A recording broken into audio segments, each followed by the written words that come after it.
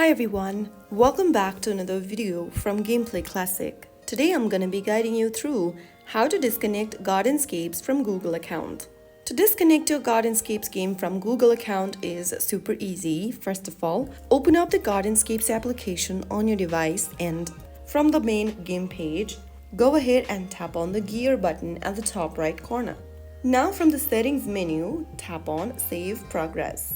Right next to the Google logo, tap on Sign Out, and right after you do that, you will then be able to disconnect your account with Google. This will disconnect Gardenscapes from your Google account, but your cloud progress might be affected unless you've linked your game to Facebook or Apple ID. You can always reconnect later through the in-game settings, and that is how you can easily disconnect or unlink Gardenscapes from your Google account.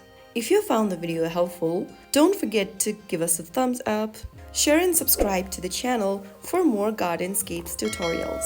I'll be back in the next video. Thank you for watching.